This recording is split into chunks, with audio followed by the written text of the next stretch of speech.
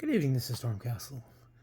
And because it's October, and Halloween's this month, I want to do another horror book. So we have, this is Ghost Castle number 2. It's from August 1st, 1975. Ghost Castle was titled, put up by DC, which really consists of three issues. I generally enjoy a lot of the DC horror books. So I've got this one here. Dominguez is the cover artist, and it's a nice piece of art. You got this conquistador look like he's about to put it into a couple tomb robbers. So, it's a great piece of art. The writers credited to the book is Robert Kanigher and Jack Olek, and artists are Cruz, Nino, and Ruben Yandoc. I believe I know those names. Anyways, yes, this is a lower grade copy of the book, but honestly, that is the way it is with a lot of the Bronze Age horror and some of the Silver Age horror book, because these books were well loved, well written, enjoyed. Friends would trade. They got to finish a book, they pass it on to somebody else. I remember going to a friend's house, and there are always horror books, or Sergeant Rock of Easy Company, or Unknown Soldier, or Haunted Tank, or The Haunted Tank, and you would always see these books everywhere, and they're well loved. Finding really good copies probably is a bit of a chore. Like I said, I don't ever really see good copies. Really good copies are probably somewhere in somebody's collection, high valued, because said these are well loved books. What's really interesting about this issue, when I was looking the comics app to get the information about it, is that Lucien of the Sandman series, the librarian, is inside the book. So we're going to get into this. Says the writer is Kanigher, artist is Cruz, and we'll get into this. Ever see a crowd at the zoo? Any crowd, any zoo, they can't keep away from the creatures they fear on sight, like hypnotized rabbits. I'm sorry, let me get this down over here. Hypnotized rabbits. Lana Benton, she works in the zoo lab and is a special case. Every day after visiting hours, when she's alone, primeval hate spurs her in her veins like venom, and she makes her secret visits to dangerous poison snakes. Snake eyes. Some nice art up there, huh? And she said, "We're alone now. There's no one here but us. Hiss. You can't escape me, my pet." Sorry. His sack strip of venom, the deadliest snake in the world, strains to kill his tormentor. The sight of the world's most feared snake, helpless before her, sends a surge of strange excitement through his tantalizing tormentor. "You can't frighten me. Writhe, hiss, strike. You can't reach me through the glass shield. Ha ha ha ha ha." When the tormentor finally leaves, the caged reptile stares in sinister silence, waiting. Hurrying to the reptile laboratory, adjoining the zoo laboratory, adjoining the reptile house. "Lana, I wish you'd spend as much time with me as you do in here. You've got the anti-venom serum the world's waiting for, AVS-61, Helen. Why don't you release it?" "It's too experimental. Too dangerous. It works with mice. We don't know the side effects. Until we can test it on humans, I'm not ready to take a chance. How about me as a subject?" Yeah, that's where this is going. "Didn't you hear the whistle blow? Work's over. This is the only subject I'm interested in." Time after time, Leonard Benton visits the reptile house after hours, where she is unobserved, hiss, taunting the caged reptiles with her venomous laughter. The whole world may sweat nightmares about you, but I'm your master. I'll teach you to cringe at the mere sight of me. Ha ha ha ha. Always, whenever their taunting tormentor left them, the snakes stare, watching her with unblinking eyes like polished mirrors. Late one afternoon, as the dark shadows seeped in the laboratory. Alan, is that you? The Bushmaster escaped. Ugh! It's bitten me. Frantically, Lana Benton seizes the portable burner with maniacal fury. Let go! Let go! Let go! I'll turn you into a torch.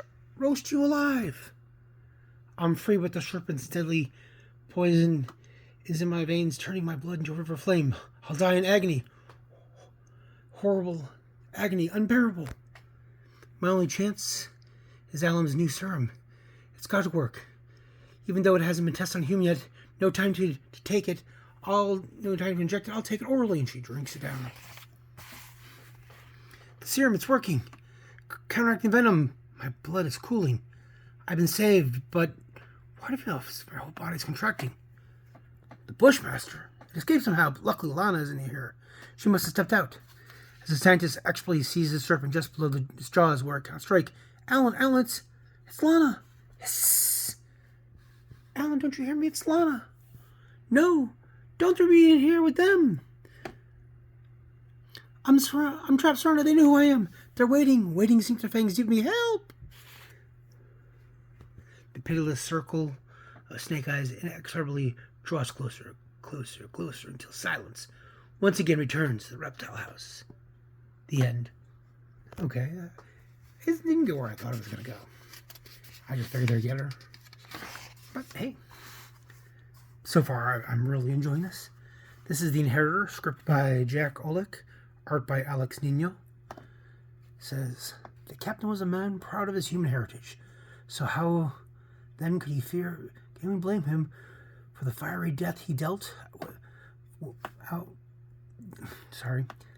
with when he returned to his world, only to find it inhabited by horrors, the Inheritors.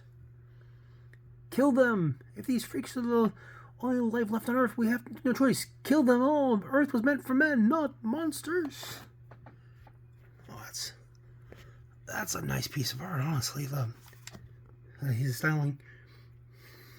The first and greatest irony of was that it began with a kind of love, a dim racial memory that still recalled Green Hills of home, Lieutenant.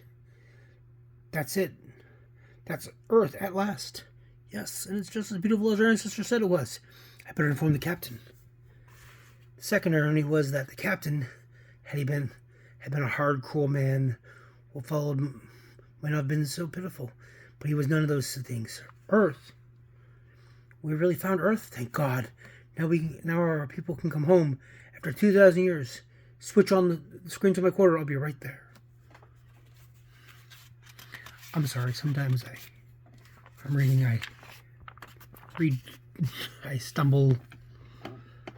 The captain was a civilized man, and so he dressed as he dreamed aloud. 2,000 years. Think of Lieutenant. 2,000 years ago, after the atomic wars, our race left behind a blanketed planet. The blasted planet blanketed in radioactivity. And now look. And at a green paradise, that's where our race belongs, Lieutenant. That's our real home. I only pray that there's nothing down there to stop us from taking it back. It was an old dream the captain had, a dream men had dreamed for 20 centuries. For a few hours, he could be happy, but he did not know that his dream would end in a nightmare. Beautiful, it is a paradise. Mission hasn't been in vain. Our race can come home. There's no more radiation, no more. But there are, Captain, look. Well, Lord. They look like demons. Out of hell, mutations? They can only be the descendants of the few people left behind on Earth when the rest fled the radiation. Our ancestors got away before they were infected, but these... Captain, they're attacking. What do we do? There you go.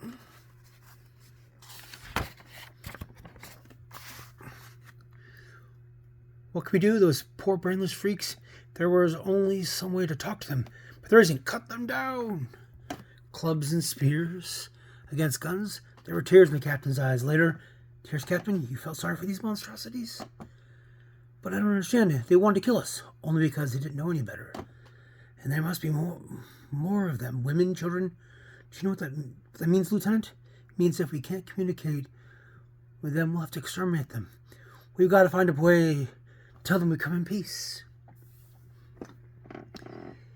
Pity, compassion, sorrow crowded in the captain's heart. In the days that followed, he tried, but there can only be one ending at all. Captain, freaks! I want no more of killing. I'll go after them alone. Maybe if they see just one of us, they'll listen. Captain, no, it's an ambush. I know it's hopeless, but we have no choice. All right, Lieutenant, kill them all.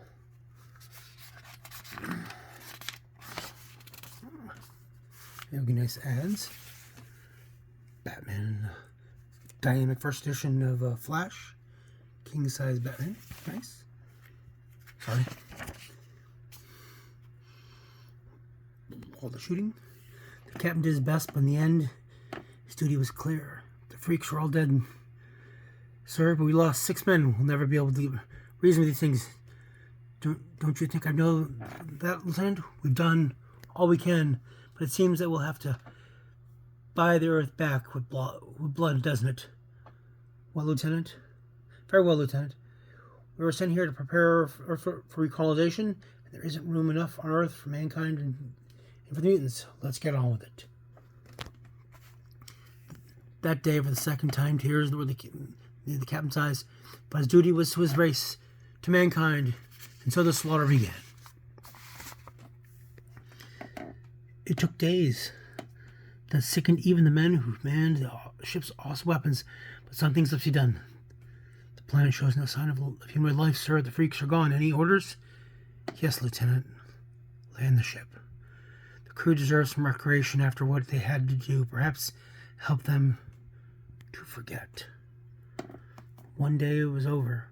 Man could return to his home planet at last. The captain had that much. He could even relax a little. The men are grateful to you, sir. It's been a long time since they enjoyed a swim. You know how they love bathing. Yes, I know. We all do.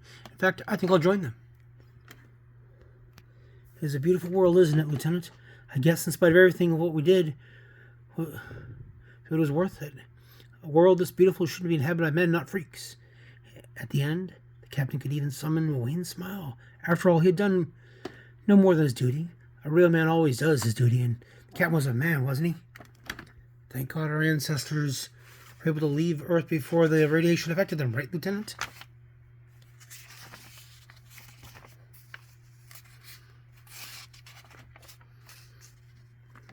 And oh, check it out. He is a mutant. Look at that. He's a. Sorry, I was expecting another page and I didn't look at that art. I mean, that is some good art, but looks like they have become the mutants too. Sorry. Through the centuries, Dutchmen have hacked their way through the Ecuadorian Andes, seeking their fabulous treasures of the Inca Atahualpa, and found instead their doom. Hans Albert and Velasco were dogging the footsteps of the foolish. Thousands who had been mysteriously lost and forgotten before them, blinded by the lust for gold. They set out thinking they could defy the fate of the fortune hunter. Story by Mal Warwick. Art by Ruben. It is unfortunate the man will not take us to the treasure, Hans Albert. Please, senores, only one man knows the secret, and it is not I. And you will give us his name, dog, or we will kill you.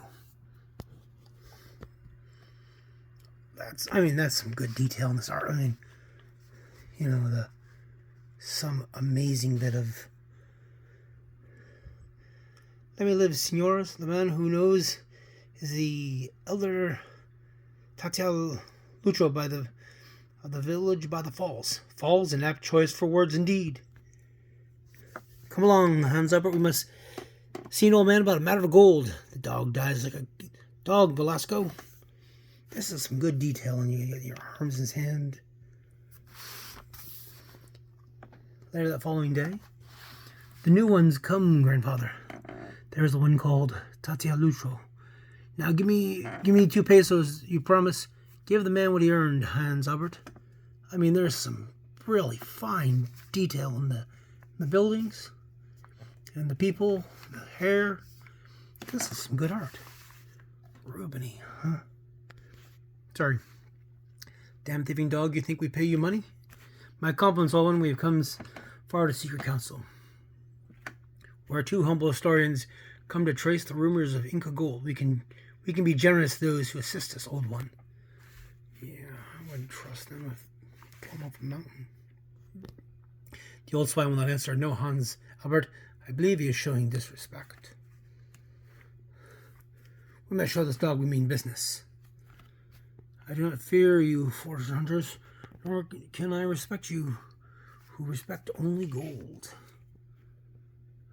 That detail on that guy's face is an amazing bit of art. I'm going to have to look up this artist and see if I can find more out. Do you not fear death, old man? I do not fear death's pain. I fear only that unchanging sameness brings death. It is you who must walk in fear, my friends, for the legend tells that none who find Prince Tulpa's gold shall live to enjoy it. None of your fairy tales, swine, you take us. Yes, I shall take you gladly tomorrow. Rest for the night. My home is yours. Like so many fools before them, the two foreigners scoffed at the legends that foretold their doom, but the old man's hospitality and his mysterious calm made them strangely uneasy. They passed a restless night, plotting ways to guarantee his fearful obedience. And at the sun up, they revealed their brutal scheme. There is no need to take the boy. Law and legend bind me to lead you to the treasure. So you fear death. After all, old man, not yours, but the boy's. Grim, the old man led them up the edge of the valley. There, now he will not run away. You see, old man, you make tricks, no more little boy. This is no trick, the journey begins here. Directly under the falls.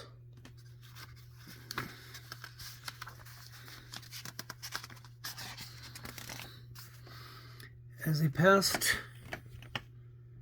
thundering falls into the eerie stillness beyond, the old man begins to recite the legend of Atahualpa's treasure. There we go, I'm getting better.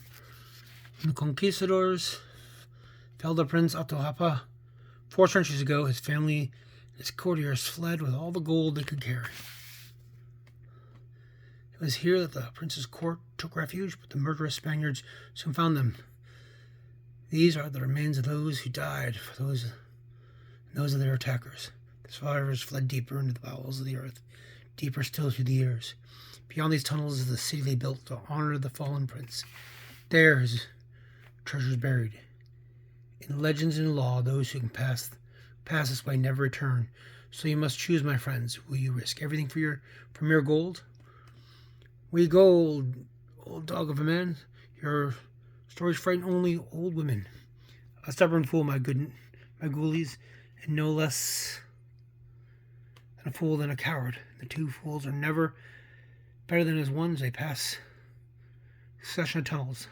The next time, Hans Albert, I will suggest that you died. They must be miles ahead by now. If they run away, we find them someday and we will kill them. Maybe I'll kill you, Big Mouth. Would you kill me so close to our goal, Hans Albert? Who else knows how to sell all that gold? It does not look like much to me.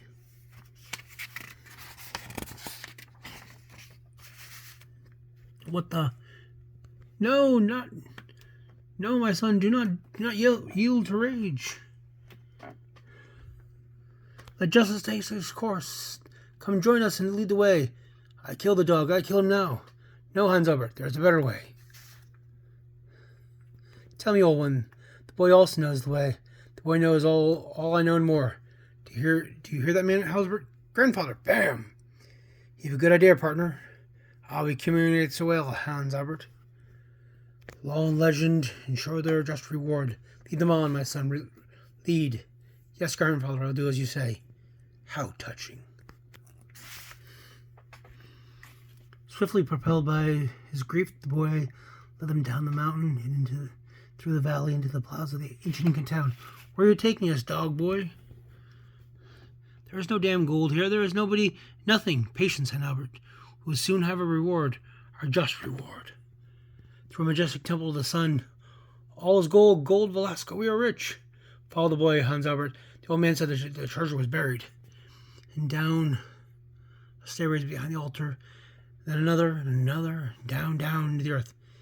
If we do not find gold, you will die a long death, dog boy. No need to shout. Again, the boys disappeared. Until last, touch me, you dogs, and I kill you.